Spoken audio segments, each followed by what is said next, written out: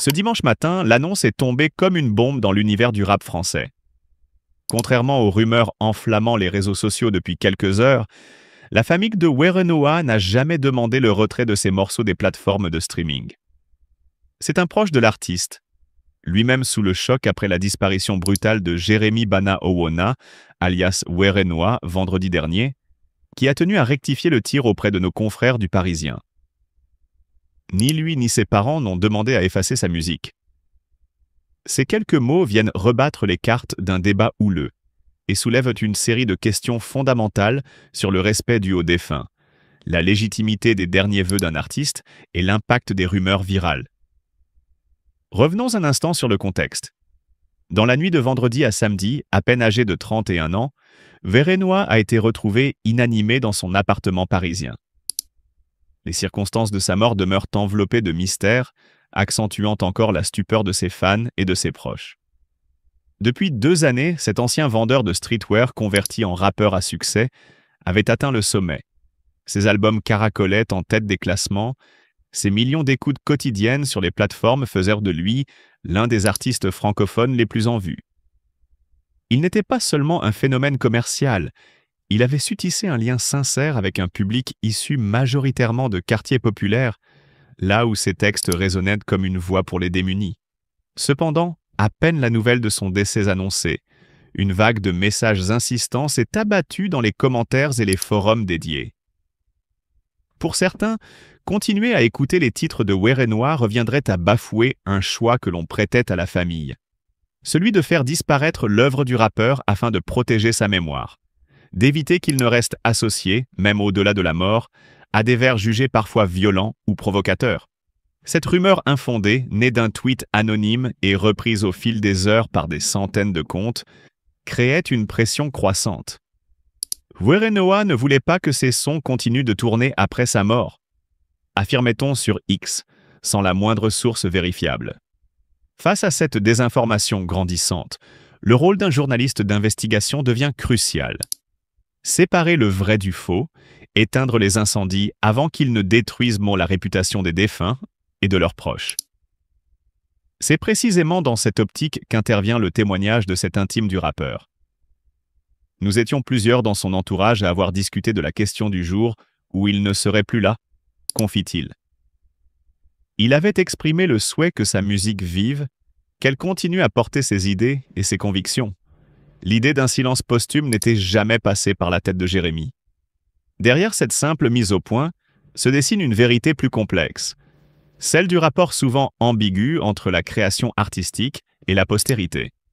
Beaucoup d'artistes, en effet, s'insurgent à l'idée que leurs paroles parfois provocantes, parfois détonnantes, puissent être triturées hors de tout contexte, récupérées à des fins mercantiles ou, au contraire, occultées à jamais. Dans le cas de Werenoi, ce refus de l'oubli mêlait une fierté certaine. Il voulait que sa démarche, ses textes parfois crus et militants, continuent à susciter le débat. C'était là son ultime credo, bien loin du simple désir de gloire éphémère. À l'annonce de ce démenti familier, la polémique ne s'est pas pour autant estompée. Nombreux sont ceux qui croient encore que, par respect pour ses origines et sa foi, on doit effacer l'héritage musical de Werenoi, notamment au sein des communautés les plus attachées à la pudeur et à la discrétion après la mort. D'autres, en revanche, applaudissent cette clarification. Je continuerai à écouter ces morceaux, ils m'aident à affronter mes propres difficultés, assure un internaute tout en joignant un extrait poignant du dernier clip du rappeur. Supprimer sa musique serait le plus grand des mépris envers un artiste qui a consacré sa vie à parler des oubliés. Plongeons plus avant dans la dynamique de cette controverse.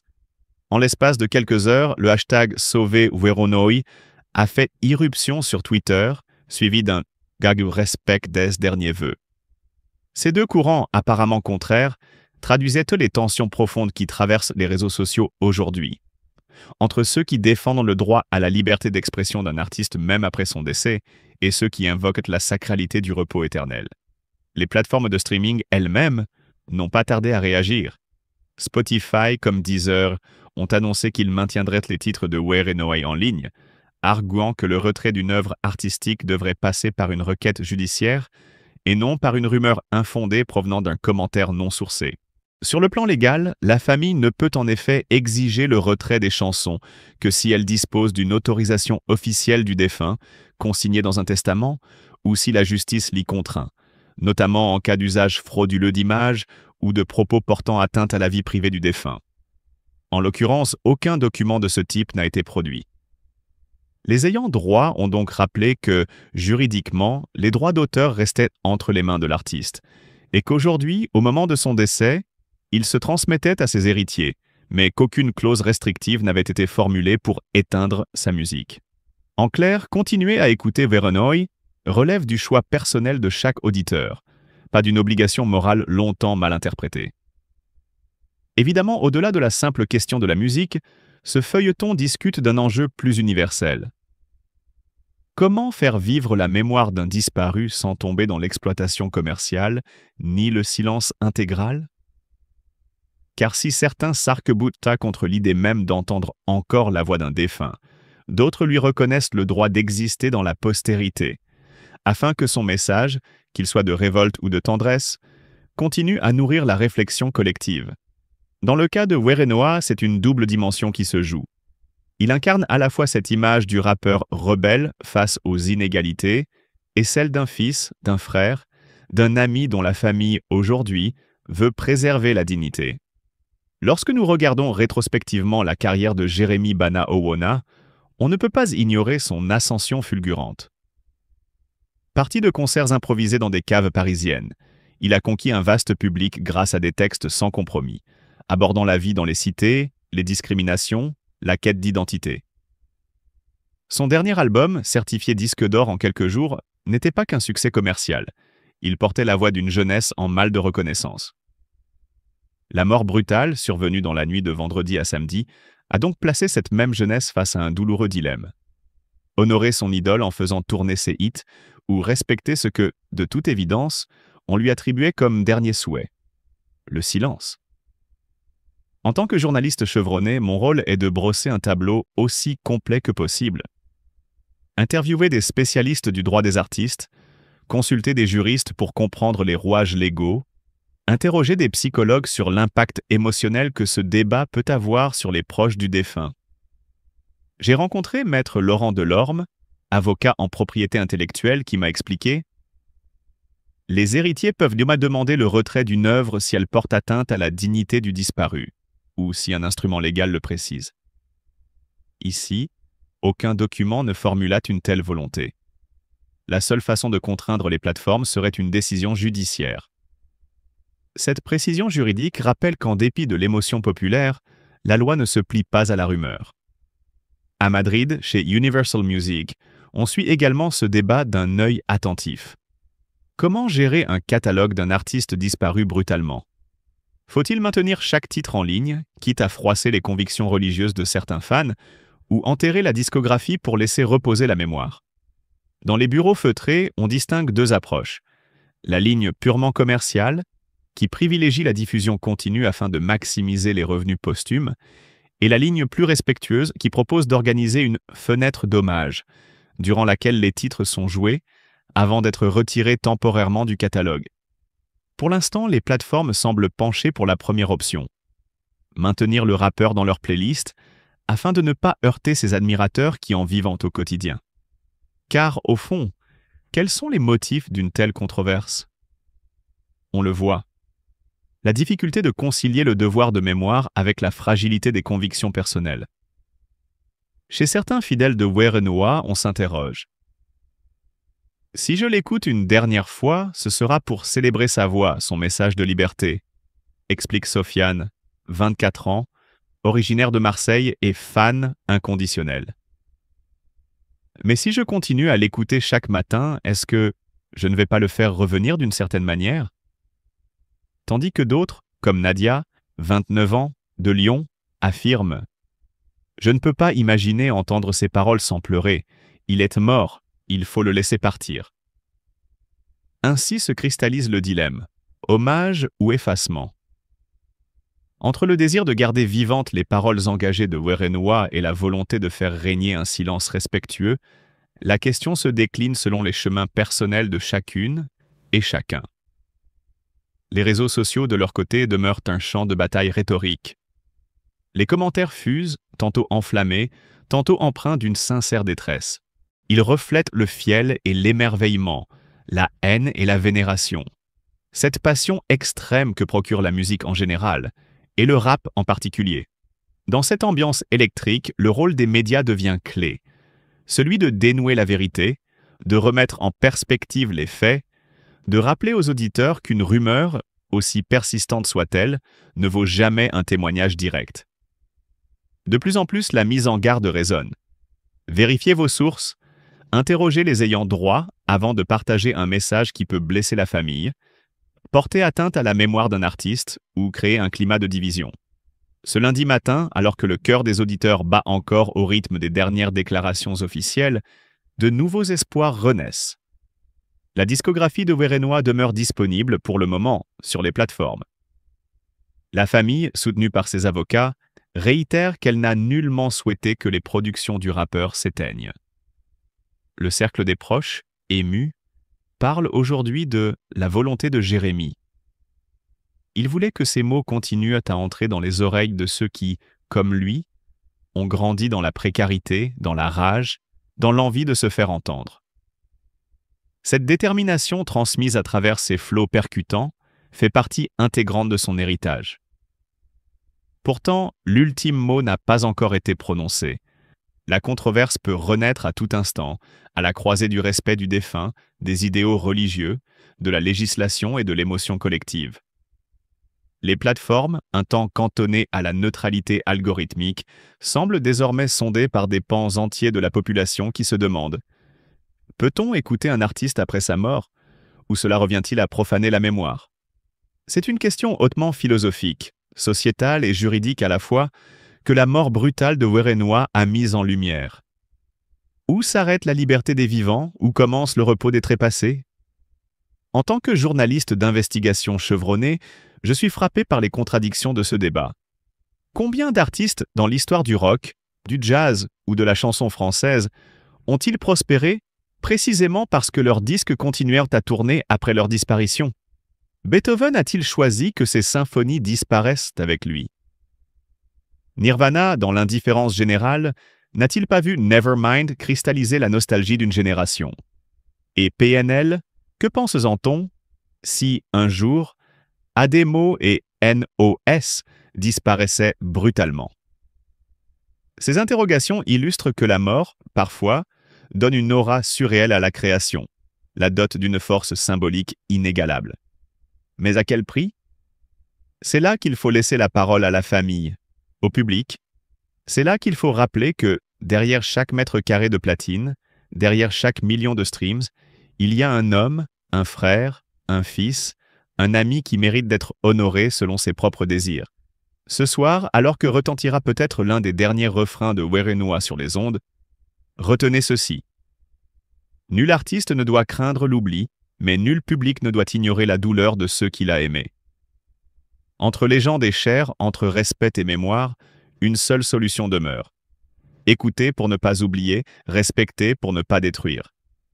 Dans ce débat, l'annonce choc qui nous est parvenue n'a pas seulement balayé une rumeur. Elle nous oblige à repenser la manière dont nous traitons les voix éteintes, à interroger le seuil où s'arrêtent les droits des survivants et où commencent ceux des trépassés. Car au final, si la musique est un écho de l'âme, alors le silence aussi peut devenir un cri.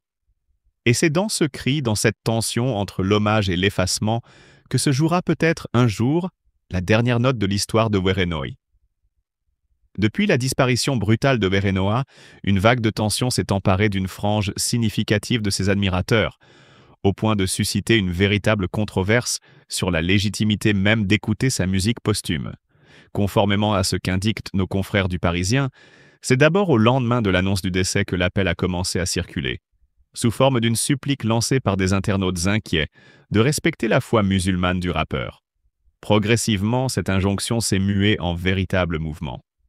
Il est devenu indécent, pour des raisons religieuses, de continuer à écouter les titres de Werenoi, proclamait-il, invitant les plateformes telles que YouTube, Spotify et Deezer à bannir ces morceaux de leur catalogue, non pas au nom d'une loi mais au nom d'une éthique qu'il considérait incontestable. Dès les premières heures, Rap Plume, média spécialisé dans l'analyse du rap français, a pris la parole sur X pour relayer cet appel. Werenoi était musulman, a-t-on pu lire dans un tweet sobre mais percutant, avant que le compte n'ajoute un avertissement diplomatique. Nous vous invitons à écouter le moins possible sa musique, par respect pour sa foi, précisant aussitôt que cette démarche constituait une invitation et non une obligation, en se référant à ce qu'il attribuait à la volonté des proches du défunt.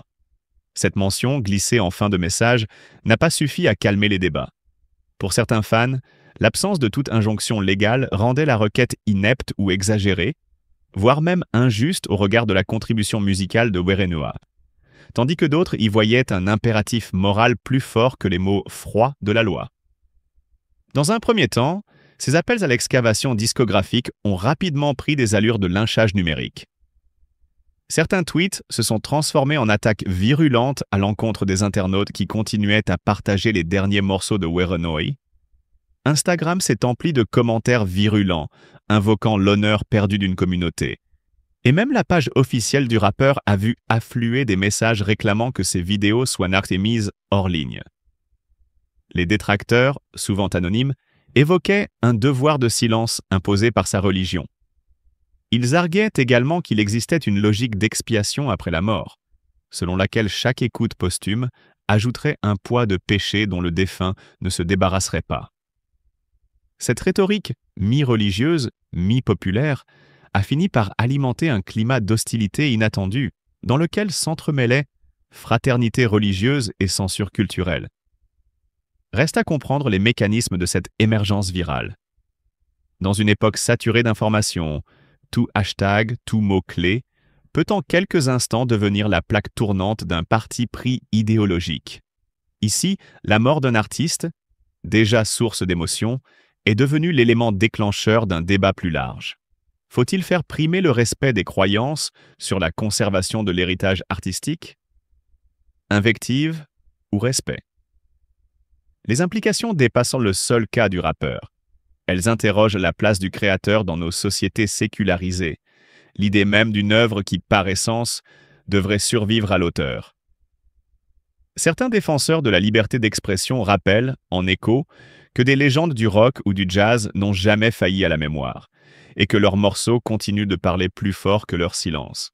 Alors pourquoi refuser à Werenoi la même postérité? En toile de fond, cette polémique a pris racine dans un contexte où la question identitaire se fait plus intense que jamais. Le public d'aujourd'hui, fragmenté en tribus numériques, se reconnaît ou se rejette selon des appartenances multiples.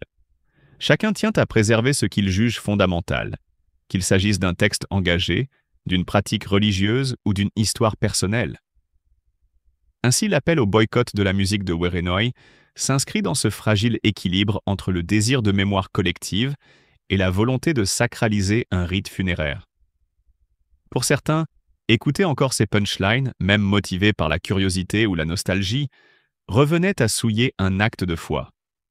Pour d'autres, effacer ces œuvres aurait équivalu à écraser sous le ciment du silence la parole d'un homme qui, pendant 2 ans, fut l'écho d'une génération en quête de repères.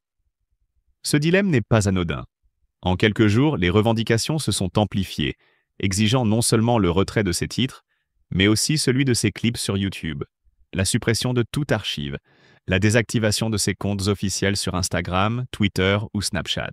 Certains proposaient même de faire voter une loi qui interdirait l'exploitation artistique post-mortem d'un créateur sans l'accord préalable, explicite et enregistré de celui-ci. Or, dans l'affaire Werenoi, on découvre à présent que la famille n'a jamais formulé de telles demandes. Cette précision, apportée par un proche de l'artiste à la presse, fait vaciller les fondations médiatiques de la polémique. Elle replace les enjeux au cœur de la discussion. La famille souhaite que la musique de notre frère continue de parler, affirme ce confident. Neil n'a jamais exigé qu'on annule ses morceaux. C'était même son vœu inverse, qu'il reste vivant. Tant de contre-vérités et de demi-vérités ont circulé sur les réseaux que les premiers à en souffrir sont les proches, plongés dans un deuil déjà insoutenable. Pour eux, chaque tweet haineux, chaque commentaire péremptoire, chaque article qui reprend, sans vérification, la rumeur d'un silence sacré imposé devient une nouvelle blessure. À ce titre, cette controverse révèle combien, dans la sphère médiatique, un fait mal interprété ou un propos déformé peut générer un appel au boycott aussi puissant qu'injustifié. Le tourbillon de haine, parfois alimenté par des figures influentes de la communauté urbaine, a contribué à faire oublier la dimension artistique de Werenoi.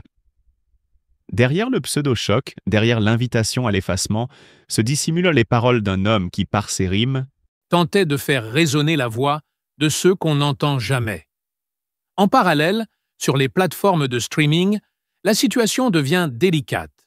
Spotify, Deezer et Apple Music reçoivent en rafale des messages d'utilisateurs réclamant le retrait immédiat des chansons de Werenoi. Certains playlists influents annoncent qu'ils supprimeront ces titres de leur sélection, tandis que d'autres marquent leur soutien à l'œuvre posthume, arguant que faire taire un rappeur mort, c'est renier la jeunesse qu'il représentait. Les responsables éditoriaux desdites plateformes, en proie à un véritable dilemme, engagent alors un dialogue délicat avec les ayants droit.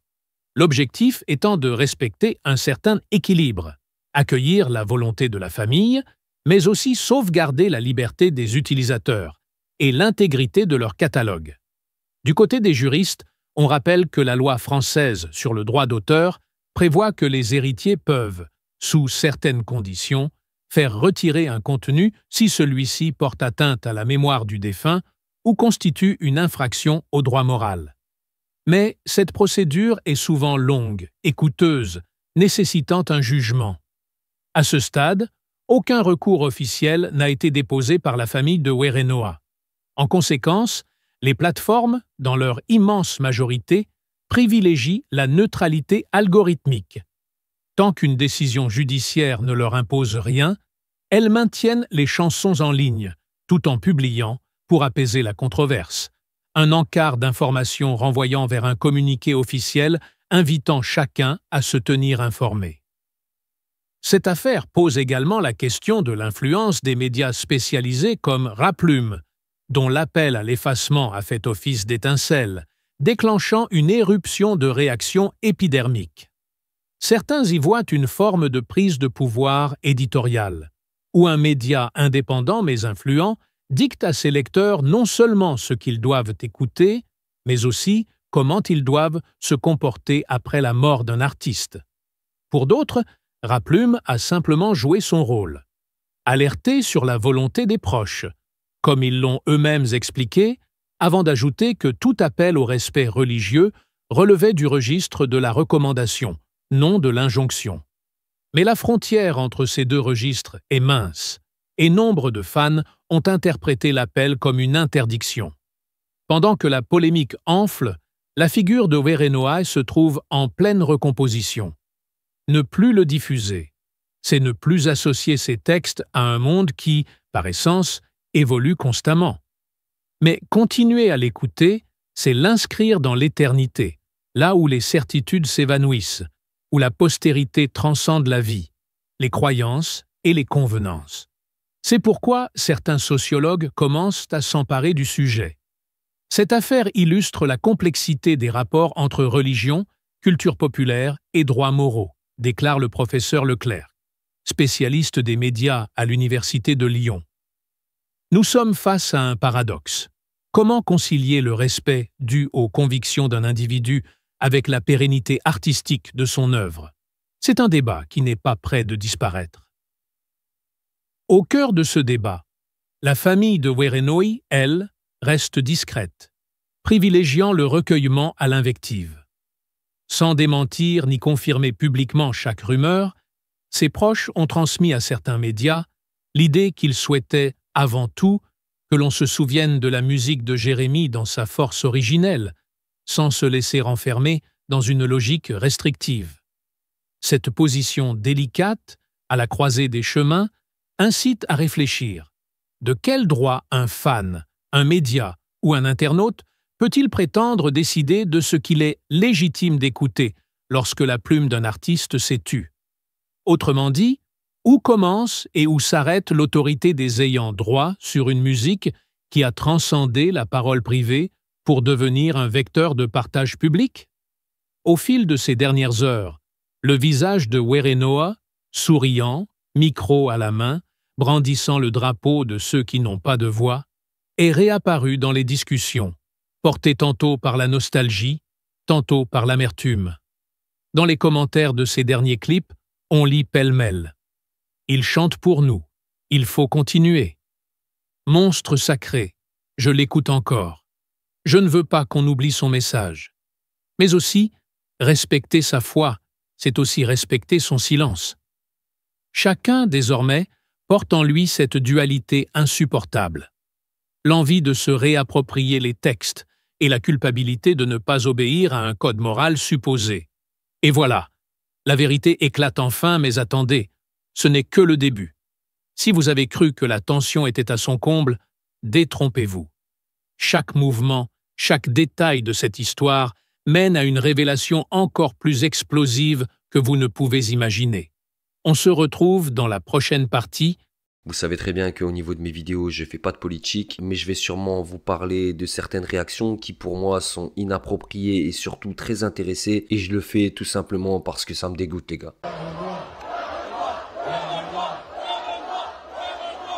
C'est la culture des quartiers aussi, donc on pense à lui. Le 17 mai 2025, le monde du rap français a été frappé par une tragédie. Werenoi, de son vrai nom Jérémy Bana Oona, est décédé à l'âge de 31 ans. Originaire de Montreuil, en Seine-Saint-Denis, il est devenu en quelques années et très rapidement l'une des figures les plus emblématiques du rap hexagonal. Sa mort soudaine, survenue à l'hôpital de la Pitié-Salpêtrière à Paris, des suites d'un arrêt cardio-respiratoire lié à une hyperkaliémie non régulée, a laissé un vide immense sur la scène musicale du rap français. Werenoi s'était imposé comme le plus gros vendeur de disques en France ces dernières années et en 2023-2024, grâce à ses albums Carré et Pyramide qui ont chacun dépassé les 340 000 ventes. Ouais, son dernier opus, Diamant Noir, qui vient tout juste de sortir le mois dernier, confirmait son statut d'artiste incontournable, avec des collaborations prestigieuses et des premières places au top album dès sa sortie qui s'enchaînaient. Et pour lui, ça semblait ultra facile. Discret et réservé, Werenoi évitait les projecteurs et les interviews, préférant laisser sa musique parler pour lui. Il incarnait un personnage mystérieux. Werenoi était sûrement un symbole de résilience et d'espoir auprès d'une jeunesse qui, au travers des médias,